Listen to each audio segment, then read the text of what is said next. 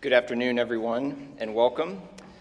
Thank you all so much for being here today, and I look forward to presenting Revitalization, the Nature of Viet Quang's Wind Band Trilogy.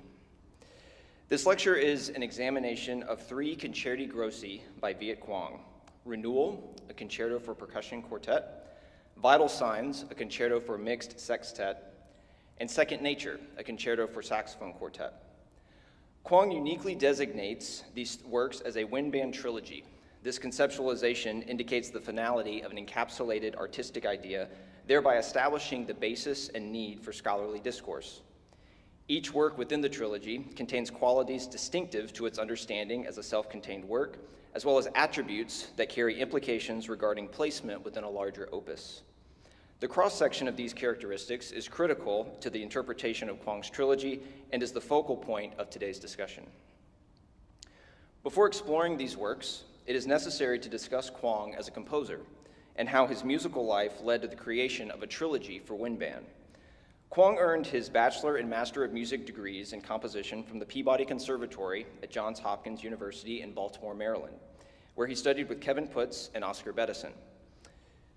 Quang went on to earn an artist diploma from the Curtis Institute of Music in Philadelphia, where he studied with Jennifer Higdon and David Sirkin Ludwig.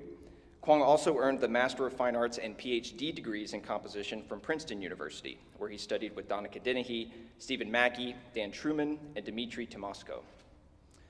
Quang currently serves as Assistant Professor of Music Composition and Theory at the University of Nevada, Las Vegas, where he teaches composition, orchestration, and music theory. He is an internationally acclaimed composer whose music has been performed by renowned ensembles, including the New York Philharmonic, Los Angeles Philharmonic, St. Paul Chamber Orchestra, Eighth Blackbird, Kronos Quartet, Sandbox Percussion, Alarm Will Sound, So Percussion, Prism Quartet, and the Dallas Winds, among numerous others. Additionally, Quang's dedication to furthering band repertoire has received significant praise, as accolades include the Walter Beeler Memorial Composition Prize in 2012 for Sound and Smoke, the Frederick Fennell Prize for Vital Signs in 2022, and winner of the William D. Ravelli Memorial Composition Contest for Deciduous in 2023. Quang's conservatory training marked the beginning of his formal studies in composition and a critical juncture in his compositional path. As a percussionist in middle and high school band, Quang began writing his own music at an early age. He received support and encouragement from his teachers, and even began playing clarinet in high school, which enhanced his understanding of writing for wind instruments. During the summer before his senior year, Quang attended the Georgia Governor's Honors Program, for which students audition, interview, and attend as a preview to a university-level experience. Quang attended as a percussion major, and his instructor, Ryan Smith, often played music for the students. The orchestra piece, Rainbow Body, by Christopher Theophanitis, profoundly impacted Quang, and after learning where Theophanitis taught, the Peabody Conservatory immediately placed atop Quang's list of potential schools. For Quang, Peabody represented a fresh perspective. To this point, his musical frame of reference primarily revolved around band, and Quang recognized the significance of broadening his compositional horizon in a conservatory environment. Quang's friends and colleagues at Peabody played a variety of string, percussion, and wind instruments. These connections and the exposure to new genres of music led to continued compositional inspiration and exploration. For Quang, this exploration of new music has fostered an incredibly active professional career, including compositions for a variety of chamber ensembles for which he has amassed great notoriety, adjacent to his success as a leading composer for wind band. The fusion of these facets via the Concerto Grosso is of particular interest in the composer's trilogy. As a genre, the Concerto Grosso is generally a type of concerto in which a large group, known as the ripieno or the Concerto Grosso, alternates with a smaller group, the concertino. By definition, this classification applies to the works of Quang's trilogy, each work featuring a chamber ensemble with wind band. Its application, however, is secondary to the significance of what it represents. Quang states his high school band room was where he found his place as a person, to fit in and belong. And this affection cultivated a feeling of always being at home when writing for band. In 2022, the composer commented that until recently, he felt the chamber and band music worlds existed separately in his compositional life. Specifically regarding Vital Signs, Quang stated that the opportunity to bring these two communities together has been one of the greatest honors of my career as a composer. It can be surmised from this comment that by extension, Quang holds a similar sentiment for each of the trilogy works, and the method by which he joins these sonic landscapes establishes the importance of today's discussion. To interpret the individual and interrelated qualities of Kwong's trilogy pieces, a precedent is needed for this creative structure. As an artistic statement, the trilogy is a construct prevalent in the realms of media, including literature, opera, film, visual art, and music. According to the Encyclopedia Britannica, a trilogy refers to a series of 3 dramas or literary or musical compositions that, although each is in one sense complete, have a close mutual relation, inform one theme, or develop aspects of one basic concept. For the purposes of the present discussion, 3 requisite guidelines establish the qualifications for a collection of works being deemed a trilogy. First and foremost, the moniker is assigned by the artist, thus framing the body of work as related installments. Second, as previously stated, the works within the set are autonomous and able to be understood as self-contained pieces. This second stipulation dismisses pieces of music that contain trilogy or triptych as part of their title, as these are often referencing 3 movements or subsections rather than 3 standalone pieces. Third and finally, trilogies are acknowledged retroactively by the artist or scholars who identify a unity revealed by the work's interaction, reception, or influence over time. Kwong's trilogy meets all 3 qualifications. However, it most aptly applies to category 3, a trilogy being retroactively acknowledged, since composing a trilogy for chamber ensemble and wind band was not the composer's original intention. This raises the question, despite their disparate instrumentations, what qualities unite the concerti of Kwong's trilogy for band? And do these qualities reveal an interpretation enhanced by their collective understanding? To seek answers to these questions, examples of artistic trilogies provide a model for interpreting singularity in the macro architecture of Kwong's works. A familiar trilogy premise is in the form of multiple self-contained narratives possessing interconnected storylines. For instance, a literary trilogy recognized for its extensive narrative is Tolkien's The Lord of the Rings. The 3 novels, The Fellowship of the Ring, The Two Towers, and The Return of the King, interlace plot lines along a chronological journey. This narrative relationship extends to film trilogies within multiple movies serving a single plot progression, such as Francis Ford Coppola's The Godfather trilogy and George Lucas's original saga about characters in a galaxy far, far away. Similarly, Richard Wagner's collection of 4 operas that comprise the Ring cycle, while technically not a trilogy in the tripartite sense, is an example of multiple large-scale works with a connected storyline that, while possible to experience them separately, are meant to be understood as parts of a linear whole. Kwong's trilogy works do not contain programmatic elements, therefore a narrative understanding does not apply. The temporal features in literary and theatrical trilogies, however, offer a perspective applicable to Kwong's music, as encountering the interrelated stories over time enhances the meaning of the cumulative plot lines. This relationship presents an interpretive point of audition from which Kwong's trilogy is understood, as experiencing the pieces in a particular order may offer an enhanced meaning regarding their relationship. Alongside literary and theatrical narratives, collections of visual art often display strong thematic and conceptual unity. For example, Claude Monet's Haystacks is a seminal series of approximately 25 canvases that combine to represent a thematic exploration of light, color, and perspective. Similarly, Andy Warhol's 32 paintings in Campbell's soup cans are related works intended to collectively comment on commercial culture and the elevation of mundane as high art. The trilogy design in visual art is specifically exemplified in the work of Francis Bacon, who often constructed triptychs or groups of 3 within 3 larger series. Examples of this are Bacon's 3 studies for figures at the base of a crucifixion and the black triptychs, each containing 3 panels that, while interpretable in isolation, carry deeper meaning resulting from their interrelation.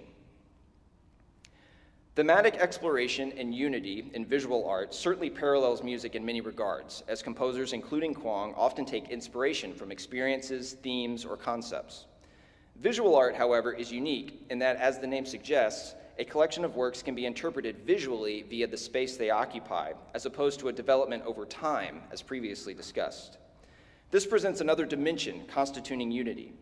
Visual depictions of a theme or concept may be literal, as in Monet's Haystacks, yet also symbolic, like Warhol's Campbell's soup cans, or communicated abstractly, as in Bacon's 3 studies. Therefore, metaphorical or cerebral elements of Kwong's concerti may be considered as qualities binding the trilogy's works. Pre-existing trilogies in music add to this paradigm the additional level of sonic cohesion among related works. In the orchestral repertory, Respighi's Fountains of Rome, Pines of Rome, and Roman Festivals create what the composer and scholars agree is a triptych of Roman impressions, or the Roman trilogy. In addition to their common subject matter, each of the three tone poems possess commonalities in orchestration and construction that contributes to their interrelated interpretation.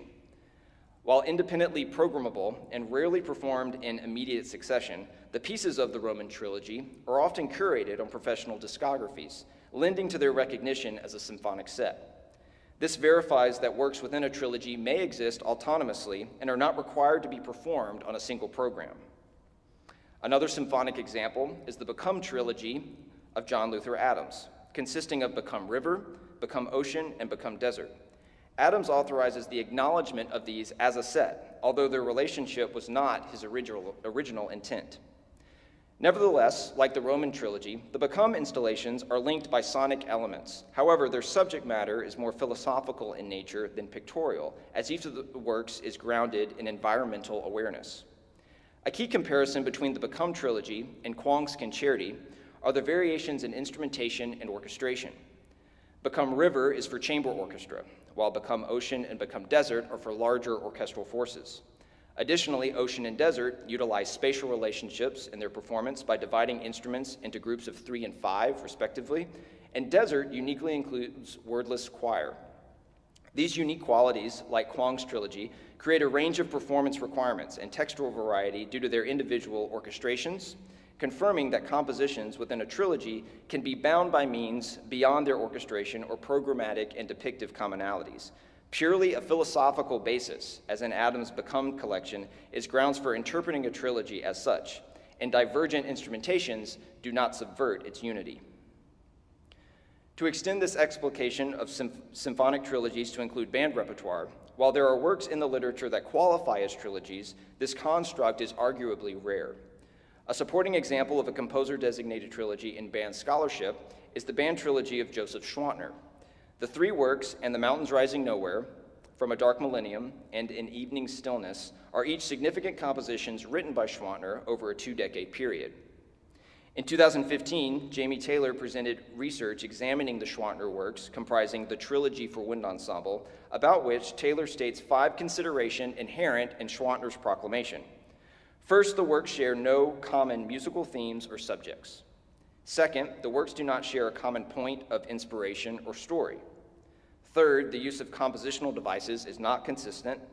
Fourth, the works do not use identical instrumentation. Fifth and finally, there is a lack of performances of the 3 works as a set or trilogy. Taylor's research investigates the characteristics that bind these seemingly unalike pieces, and his position promotes future programming of Schwantner's trilogy by providing a blueprint for doing so. The present discussion is not prescribing the same results. However, Taylor's scrutiny of Schwantner's trilogy applies to Kwong's concerti and provides a point of departure for interpreting renewal, vital signs, and second nature as members of a larger oeuvre. Taking stock of the discussion so far, it is conclusive that the trilogy structure is present in multiple art forms, each offering an interpretive lens through which Kwong's music may be viewed. Temporal, metaphorical, sonic, and philosophical elements all support the notion of multiple works being understood collectively, despite individual qualities in which they differ.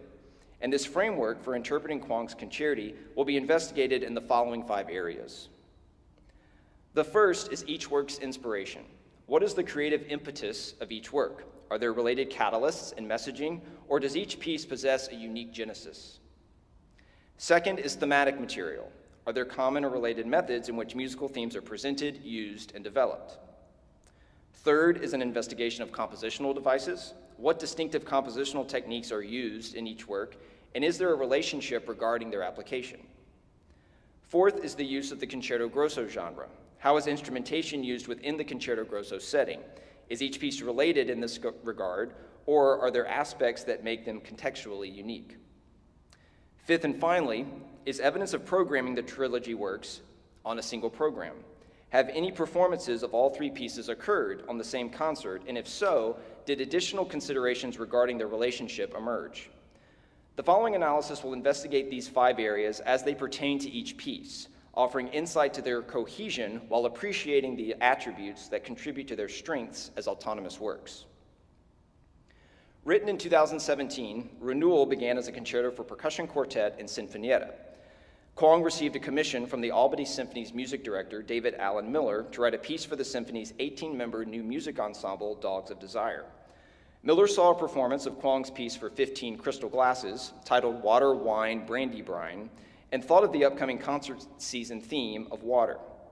Soon after Kwong accepted the new project, General Electric Renewable Energy, a nearby symphony sponsor, expressed interest in partnering on a new piece of music celebrating renewable energy, with the stipulation that the piece be a collaboration between the Dogs of Desire and another ensemble. This provided the opportunity for Kwong to collaborate with his friends in Sandbox Percussion and create a long-awaited concerto for the quartet. The Dogs of Desire, featuring Sandbox Percussion, premiered Renewal on June 2, 2017 at the Experimental Media Performing Arts Center in Troy, New York. Since the work's immediate success, Kwong has created 5 adaptations, of which the wind band version is the 3rd, resulting from the support of a consortium of community, professional, university, and high school wind ensembles.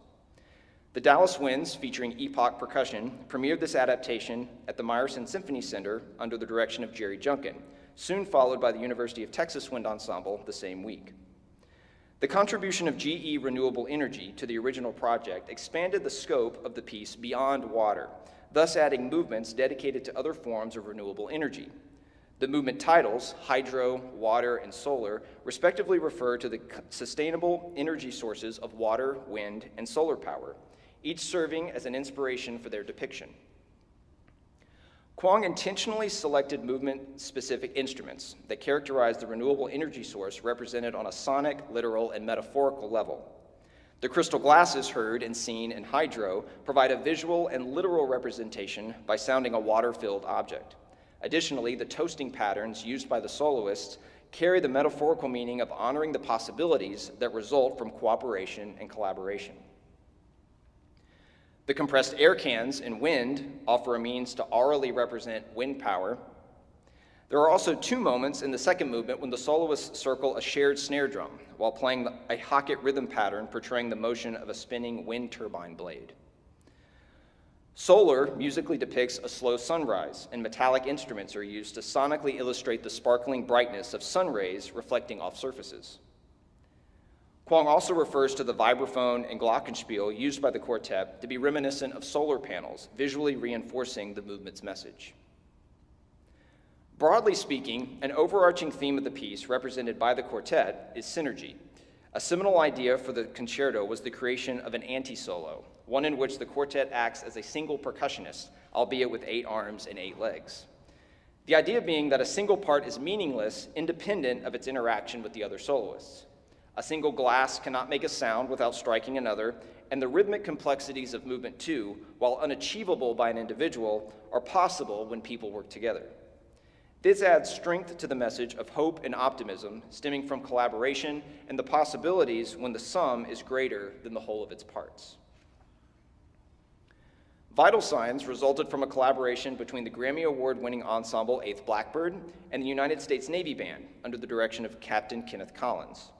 The work premiered on April 9, 2022 at the Rachel M. Schlesinger Concert Hall in Alexandria, Virginia. A subsequent Midwest Clinic performance followed on December 19th. As a 2017 fellow in the inaugural Blackbird Creative Lab, an initiative cultivating the writing, development, and performance of new music, Kwong maintained a collaborative friendship with 8th Blackbird and their directors Lisa Kaplan and Matthew Duvall.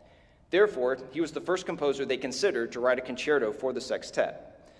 Kwong wrote Vital Signs during a particularly difficult time in his life as he experienced the final weeks of life and eventual passing of his father. Kwong's father was an incredibly encouraging and, as Kwong says, steadying figure in the composer's life, and music was the source of their vital connection. Kwong found solace in using repetition as an overarching compositional device as it inherently garners comfort for the listener via familiarity. The architectural form of the piece, in fact, depicts a sine wave, cycling up and back down, a sine wave moves away from and returns to a central point, each time having gathered new information upon every pass. As material is presented throughout the piece, it is developed upon its return. Kwong posits this to be a metaphor for life, representing that each time one returns to a familiar place, one is different from the time before, having gained new experience, new knowledge, and new perspective. The title Vital Signs refers intentionally to the ways in which sine waves communicate and how critical sounds are to offering comfort and solace during challenging times. Second Nature, a concerto for saxophone quartet and wind band, is the result of a consortium of 13 universities and 2 saxophone quartets led by Dr. Sarah McCoyne and the Texas Tech University Symphonic Wind Ensemble. The work is dedicated to the Aruna Quartet, one of the commissioning ensembles, whose members, Will Pyle, Jose Guzman, Ryan Hill, and Andrew Schoen, formed their quartet while students at Texas Tech, where they studied with Professor David Deese. The title of the work bears dual meaning. The first is second nature, as an idiom, referring to the ability to perform an action naturally, resulting from the skill being ingrained over time. This refers to the virtuosity and ensemble precision with which the quartet must display throughout the concerto. Second is the title's literal translation, Nature for the Second Time Around. This interpretation refers to Kwong's nature as a composer, and an arc he describes as him personally moving from writing music infused with whimsy to introspection and finally unbridled joy. Kwong attributes this to the playfulness with which he approached writing music as a young composer, followed by a darkness that infiltrated his voice beginning in 2020. Second Nature represents the composer returning to the joy he initially experienced as a young musician, relearned for a second time. While each work possesses a unique set of circumstances regarding its genesis, the arc referred to in the description of Second Nature can broadly be applied to the trilogy. In general terms, the concerti progresses from light to dark to light, a cyclical storytelling trope that traces a character's journey from optimism to tribulation to rebirth. Renewal is representative of hope and outward possibilities exemplified by new energy sources offering a better way of life. Vital Signs turns inward as a reflection on human connection and the healing power of comfort found in memories and familiarity. Second Nature turns back outward, projecting joy, rediscovered, and experienced through musical collaboration. This journey is suggestive of a progression that, when experienced over time, reveals a holistic meaning, thereby solidifying a temporal relationship between the works of Kwong's trilogy. As we turn to a discussion of Kwong's treatment of thematic material, it is of note that the trilogy does not contain melodic content common to each work. The use of thematic material, however, is related in that it acts as a unifying structural tool and is developed via the means of rhythm and layering of orchestration. We will first discuss how Kwong uses the distinct themes in each concerto to bind the multiple parts of each work. In Renewal, the renewal theme first appears in Movement 2, Wind.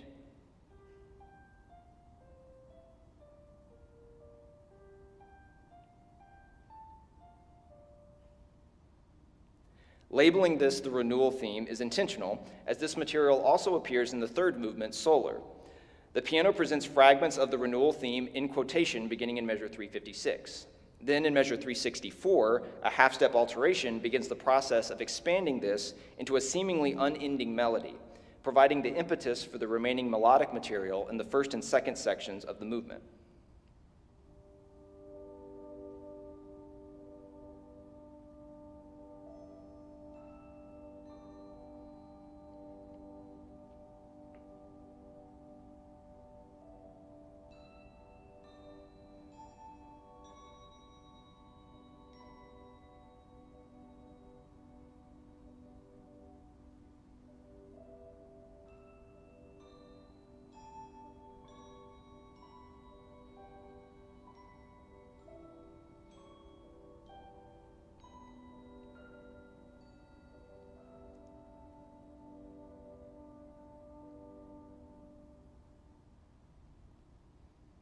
The renewal theme is quoted again in measure 427 as the horns triumphantly sound its return.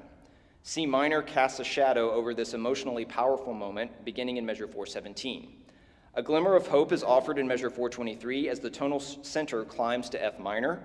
The horns recalling the renewal theme positively shifts expectations by cadencing to B-flat major and presenting the opportunity for a dominant to tonic resolution to E-flat major in measure 433.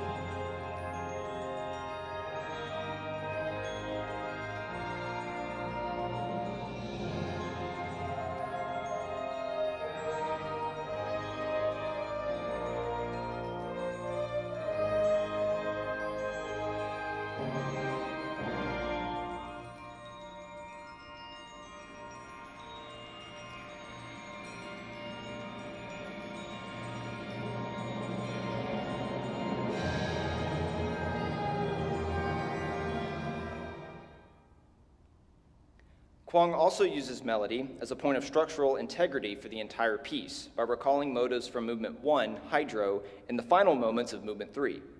The hydro C motive is the third melodic idea of movement 1 and first appears in measure 74. The three notes descending melody built on the succession from C to B to A is harmonically fulfilling provided the cadential motion in this section to A minor.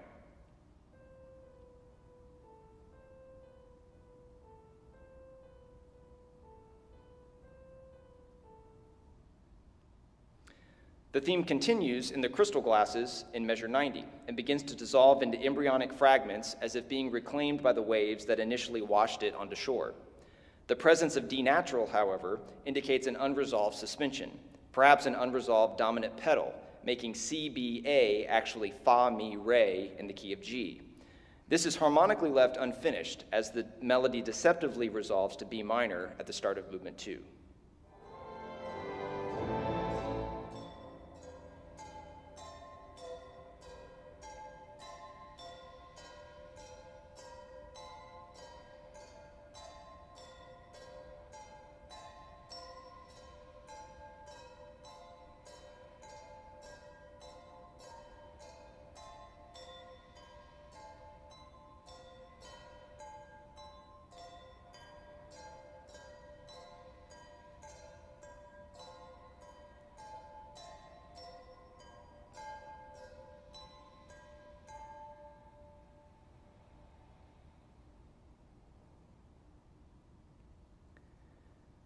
There is evidence to suggest its return in movement 3, at the piece's climactic ending. The sliding motion between the horns and trombones in measure 433 outlines a motion indicative of hydro C. The notes A flat, G, F, and E flat, however, offer a definitive resolution. This time, Kwong resolves the three-note motive to its tonic home and amplifies the work's message of hope through cooperation, first questioned in movement 1 and finally resolved in movement 3. This is a crucial architectural piece that is fundamental to the understanding of renewal, as Kwong's thematic usage binds the structural arc of the concerto.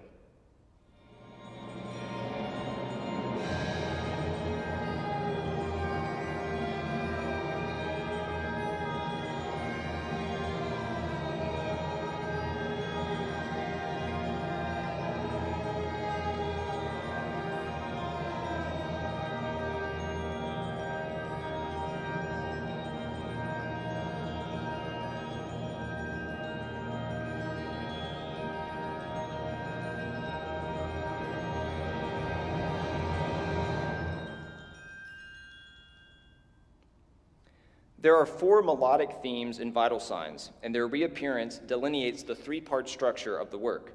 The second theme appears in all 3 sections, and therefore binds the piece's 3 major sections. Theme 2 is first presented in measure 14 as a legato duet between the sextet, flute, and clarinet, supported by subtle sustains in the band and rhythmically accompanied by the solo piano and marimba.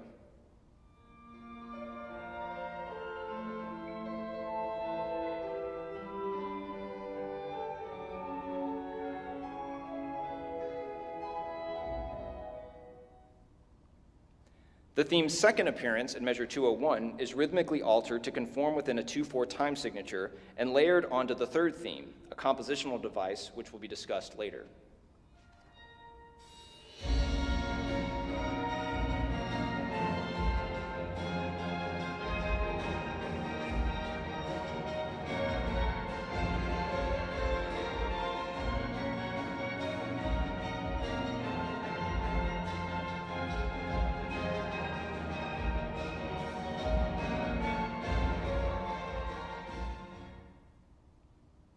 The third statement of theme 2 begins in measure 328, in the third section of the piece, as the opening is recalled, once again set as a duet within the sextet, but voiced one step higher than before.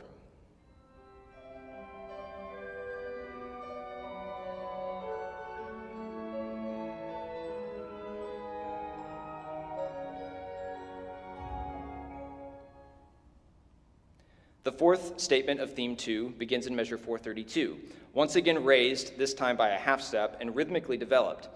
Theme 2 is stated a fifth and final time in measure 459 in the work's climactic conclusion and reinforced now by the band.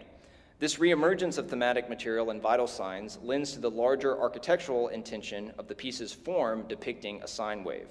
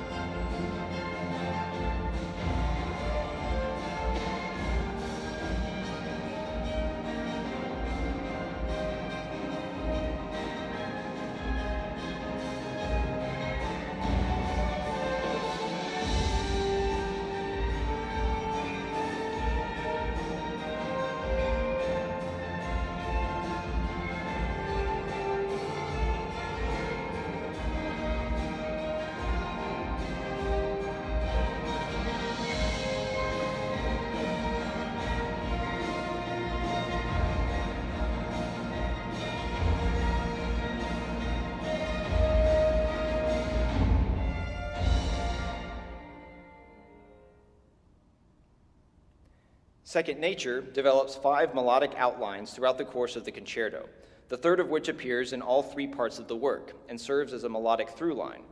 Outline 3 is first stated in measure 109 as part of part 1.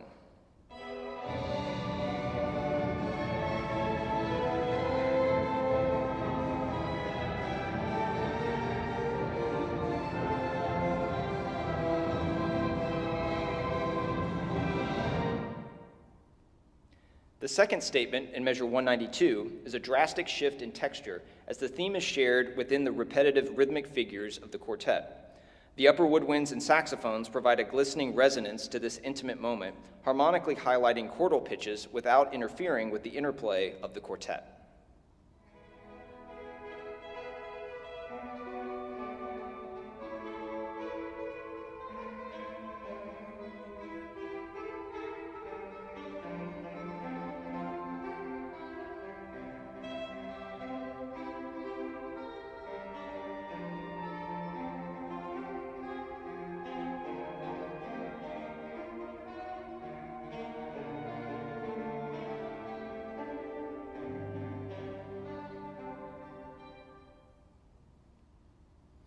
The third appearance of Outline 3 in measure 113 of Part 2 is like its second statement in terms of orchestration. The woodwind accompaniment, however, contains a shared rhythmic motive, and the quartet material is more acrobatic than its previous treatment.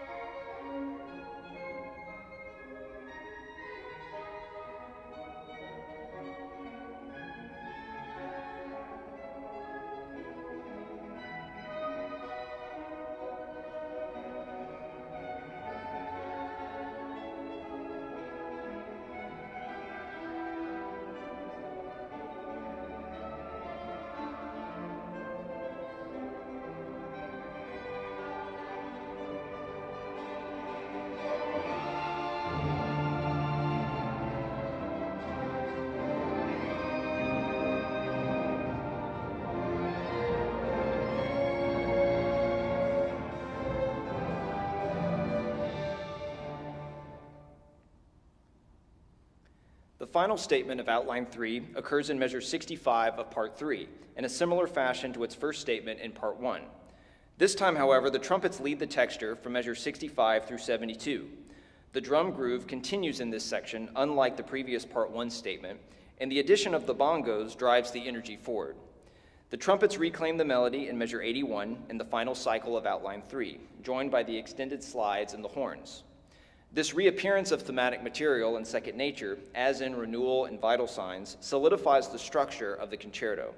It is also a metaphorical manifestation of the work's overarching play on nature the second time around, each restatement of a theme representing a familiar experience revisited, relearned, reimagined, and re-enjoyed.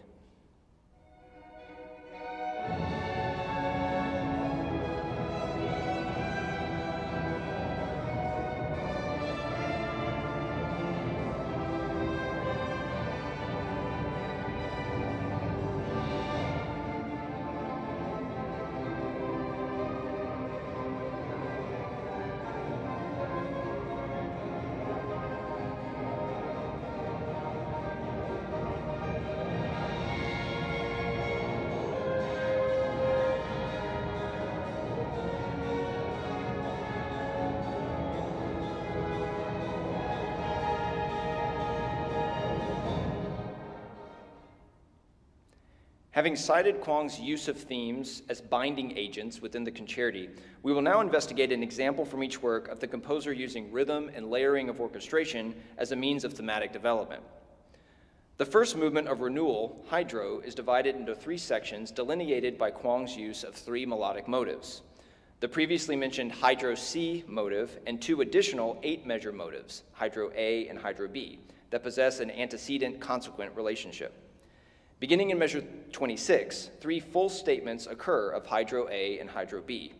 Upon each statement, Kwong begins to subtract eighth notes from the opening 9/8 time signature, creating the illusion of the music beginning to move at a faster tempo, when in fact the subdivision is decreasing rather than the beats per minute. This metric modulation in movement 1 serves as an example of Kwong repeating thematic material while subtly altering the meter in which it is set, thus rhythmically developing its contents.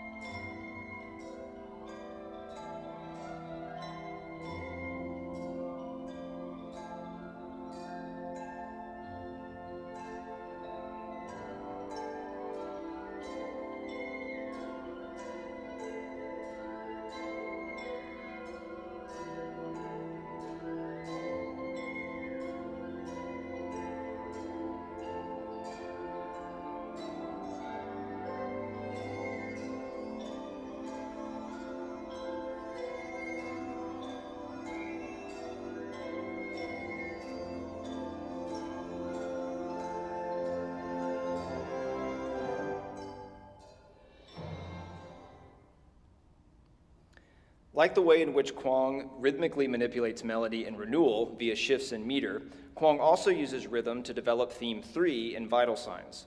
This material first appears in measure 64, following the work's introduction and opening build.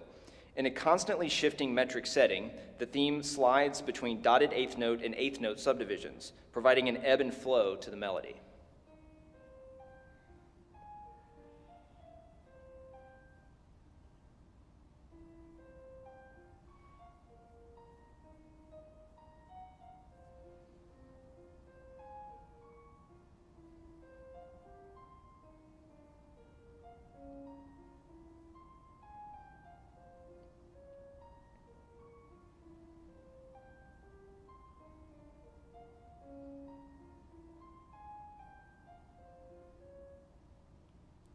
Theme 3 returns in measure 118, now set to an alternation of 3/4 and 2/4, which creates a cross rhythm between the quarter note pedal and the glockenspiel, vibraphone, and crotale. Beginning in measure 126, a 4-on-the-floor drum groove solidifies the 2/4 meter. While durationally the same, the reimagination of the theme within a new metric setting constitutes a rhythmically developed segment.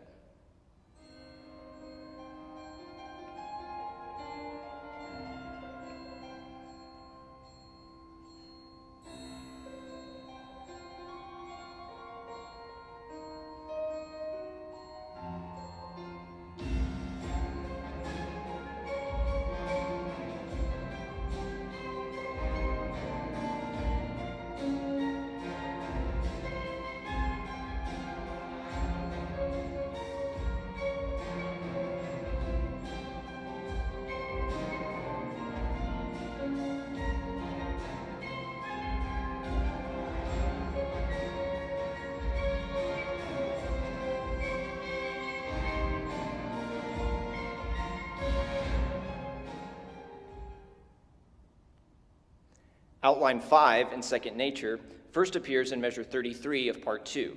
The simple quarter note-based melody is shared by the quartet and provided light, sustained bass voice accompaniment within the band.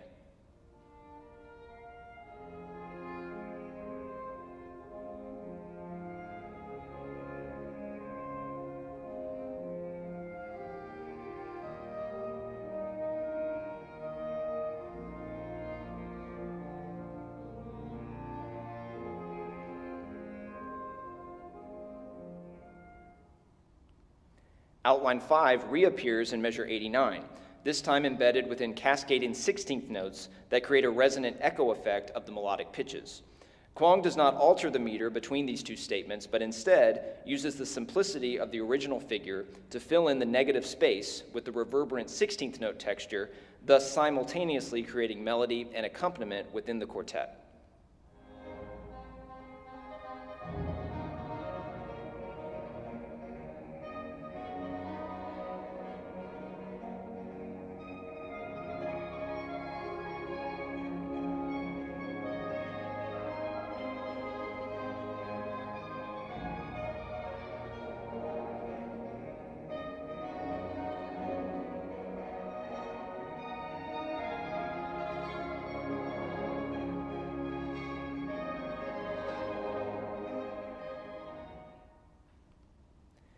Now we will discuss Kwong's use of layering within the orchestration as a method of development in each concerto.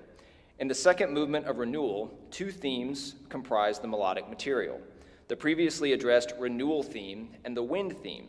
The Wind theme is a melody set in B Dorian blues and is constructed of two 8-measure phrases with an antecedent and consequent relationship.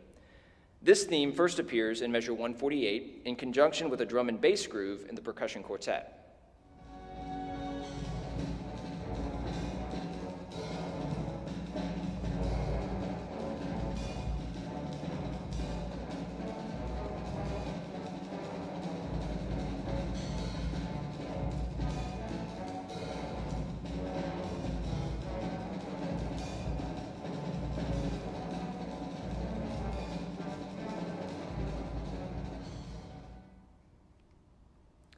Following this statement, the Wind theme is used to outline the phrasal structure of subsequent sections, as each appearance layers new accompanying elements to the orchestration.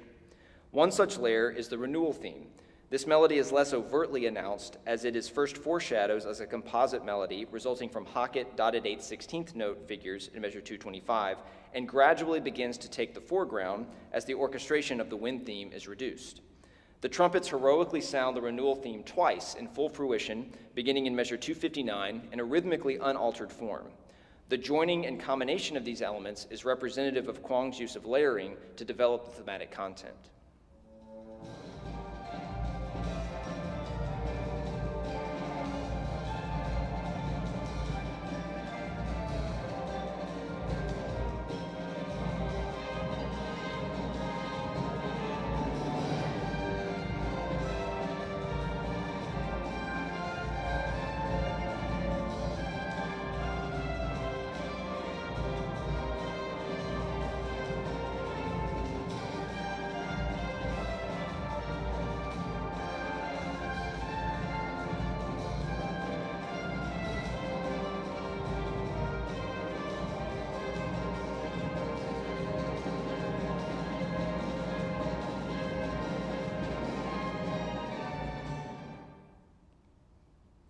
Revisiting theme 3 of Vital Signs, its third statement occurs in measure 193.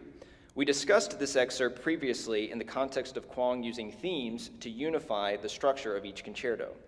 In this final statement of theme 3, Kwong uses layering to further develop the material with the addition of theme 2 in measure 201. As Kwong expounds on the use of repetition in the piece, the convergence of these two seemingly separate ideas promotes the comfort and satisfaction garnered from their combined familiarity. Returning to the treatment of outline 5 in second nature, an example of development via layering occurs in part 3. In measure 90, outline 5 returns a final time in a similar fashion to which it did in part 2, with 16th note creating echo effects of the melodic pitches. In measure 98, the Doppler-esque 16th note texture returns. However, this time a half-time drum set groove enters abruptly, providing an entirely new feel to the previously heard material. In measure 122, the final layer of majestic horn calls signals a climb out of the G minor key center. A retransition moment in measure 129 with a pedal G emphasizes the dominant key and prepares for a resolution to C major and the return of outline 1.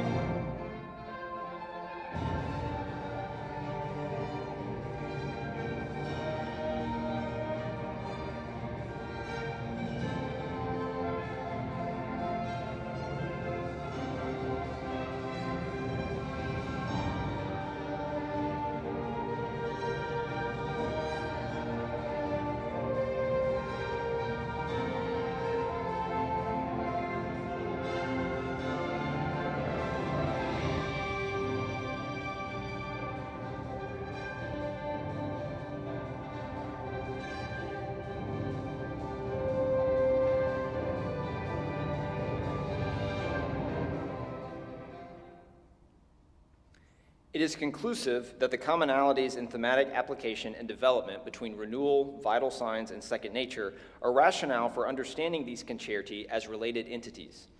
As we move to a discussion of compositional devices, the trilogy works feature two unique and personal hallmarks of Kwong's music.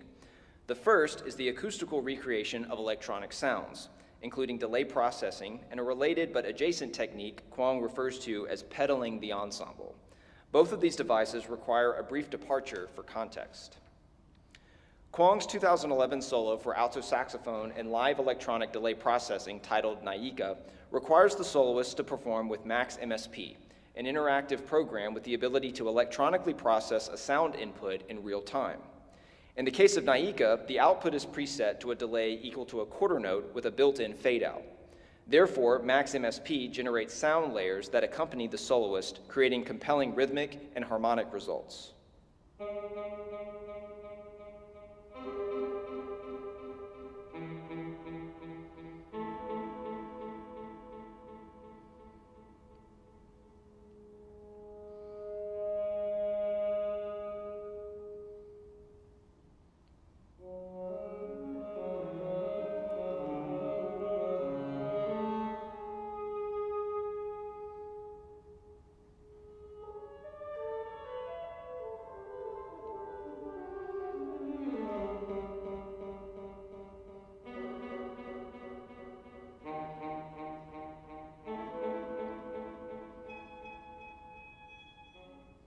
Intrigued by these textures, Kwong developed orchestration techniques to acoustically recreate these effects in his earliest available large-scale work for band, Sound and Smoke.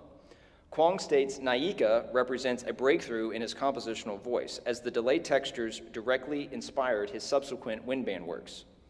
Regarding ensemble pedaling, Kwong compares this technique to playing the piano while pressing the damper pedal, the use of which makes the sound very lush, like you are underwater.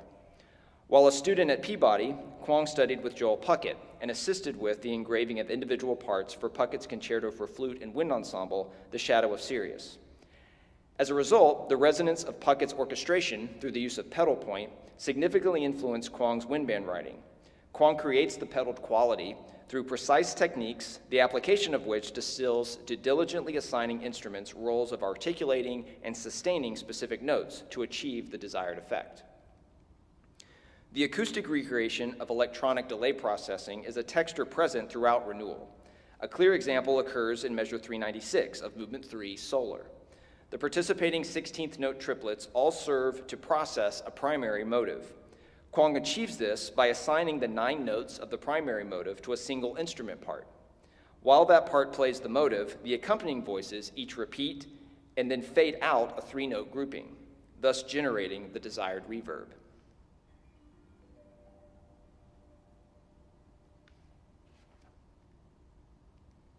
There are instances in vital signs during which Kwong uses the band to delay process the sextet. In measure 126, during the previously heard second statement of theme 3, the solo cello carries the single note melody. While doing so, the English horn and alto saxophone share the duty of delay processing each note of the cello line, with the delay duration set to a dotted 8th note. Similar to vital signs, Kwong also frequently sets the delay texture in second nature within the chamber ensemble. The opening statement of the quartet is a key example of delay processing used in the piece. Each of the saxophones are assigned a specific melody note played initially at a forte dynamic that fades to piano. The repetition of the 16th to 8th note pattern creates a delay equal to every 3 16th notes, in other words, the dotted 8th note.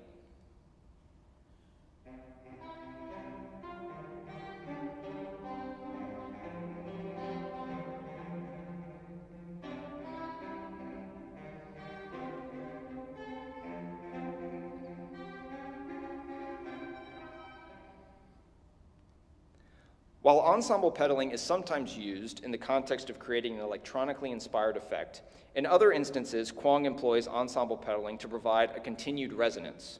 Such is the case at the beginning of movement 3 in Renewal. Underscoring the piano and quartet is a harmonic padding that provides continued resonance. Kwong avoids any simultaneous entrances to smooth the edges and create a seamless harmonic cushioning with subtle timbral shifts. Kwong begins gradually lowering one pitch of the G major triad at a time by a half step, creating the illusion of a triad melting in the sun. This motion is smoothed by the staggered glisses of the trombone.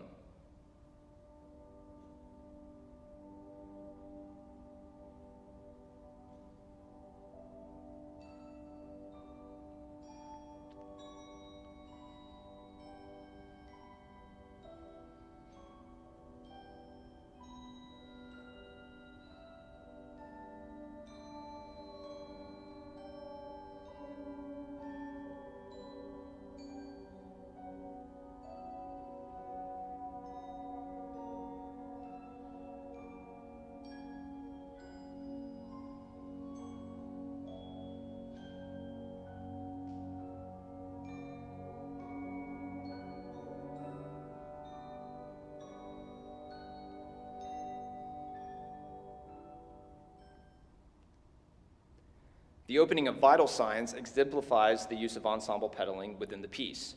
The piano motive outlines a simple 8th note melody with added notes that create a delay texture. Above this, the woodwinds within the band are each assigned a note within the melody to sustain. These pedaled notes provide a lush texture to the rhythmic busyness heard within the sextet. The orchestration continues to fill out as the introduction progresses, and the pedaled notes in the band continue as theme 2 is introduced in measure 14.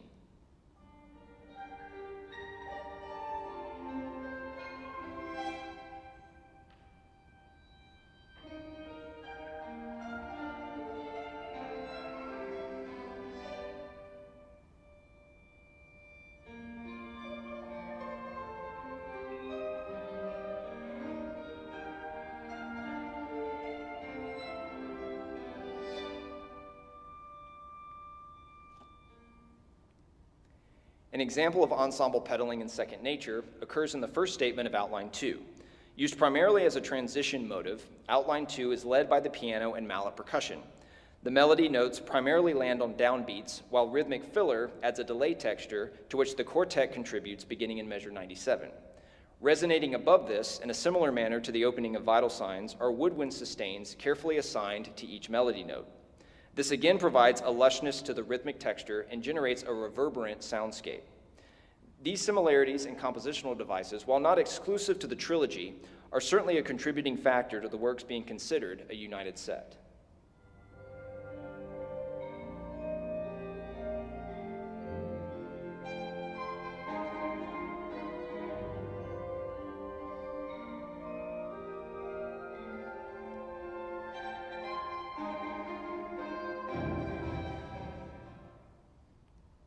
It is evident the methods Kwong engages to orchestrate the concertino with the band reveal additional similarities between the concerti. As we move to a discussion of Kwong's use of the concerto grosso format, three distinct applications are revealed throughout all three works. The first is in a traditional manner, with the band playing an accompaniment role to the chamber ensemble. The second is the band and chamber ensemble being positioned on equal footing. The third is the band both reinforcing and enhancing the soloist's material. To exemplify these applications, we will discuss an example of these methods from each work. The first is from the second movement of Renewal, measures 116 through 147. The quartet abruptly opens the movement with a unison hi-hat eighth note and begins to construct a drum and bass groove with staggered kick drum entrances and notes on the shared snare drum. The woodwinds and brass outline a repeated harmonic progression with differences in orchestration, creating subtle shifts in timbre.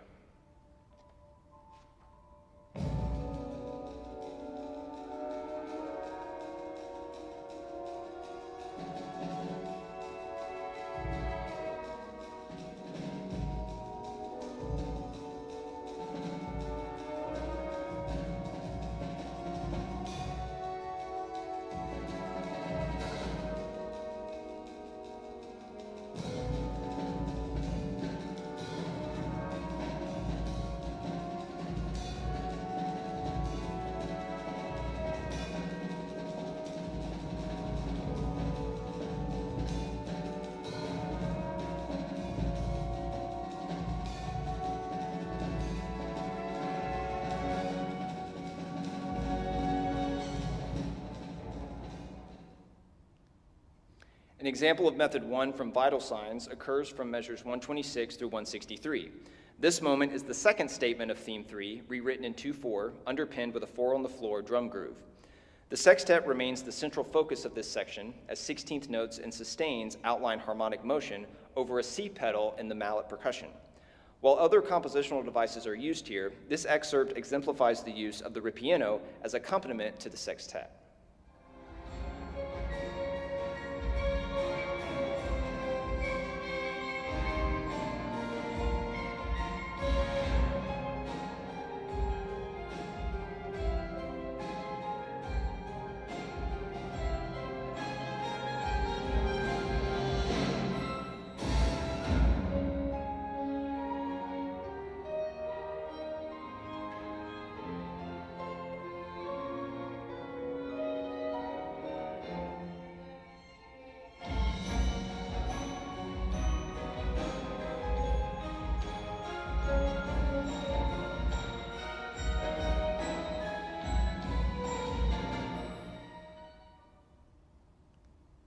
In Second Nature, an example occurs in the beginning of the piece as the band is added into the opening quartet texture. Like the opening in movement 2 of Renewal, the band acts as harmonic cushioning for the quartet's opening statement.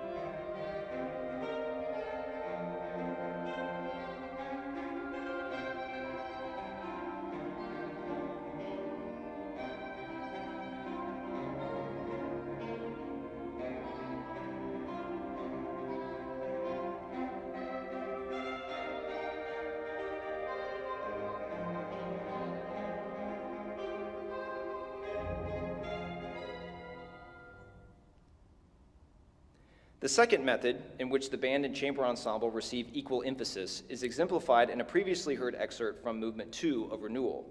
From measure 250 through 278, the thematic material from the movement comes to full fruition and is sounded simultaneously as the renewal theme is layered with the wind theme. The band in this excerpt is placed on equal ground to the drum and bass groove of the quartet. In vital signs, this method appears from measure 201 through 240, at which time the sextet is parenthetically marked with band. The upper woodwinds, including soprano saxophone, carry the harmonized melody in conjunction with the solo violin, flute, clarinet, and cello. This texture subsides in measure 215 when the band retreats to a purely accompaniment role, highlighting the soloist moments within the sextet before the 2D setting returns in measure 229. Second Nature contains a similar yet unique application of this method due to the issue of balancing a saxophone quartet to a full wind band accompaniment. Second Nature uses an approach more akin to dialogue than 2D scoring of the chamber ensemble and band. This first appears in measure 71, when the trumpets and trombones enter a rhythmic back and forth with the quartet, thus taking the foreground and playing on equal footing with the featured chamber ensemble.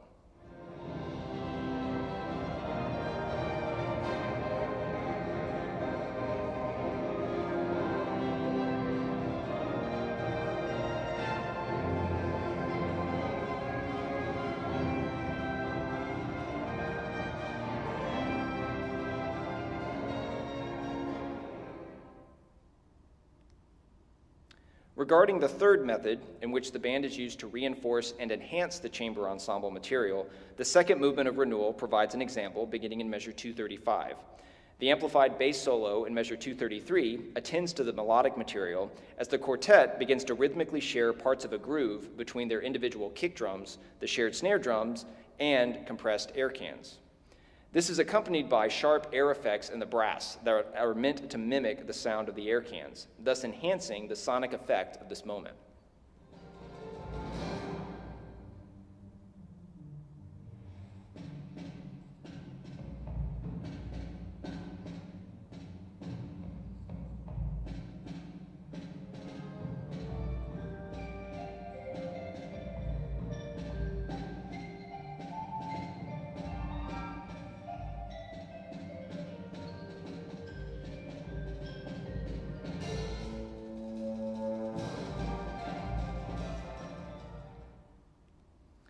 The previously heard opening moment of Vital Signs offers an example of the third method.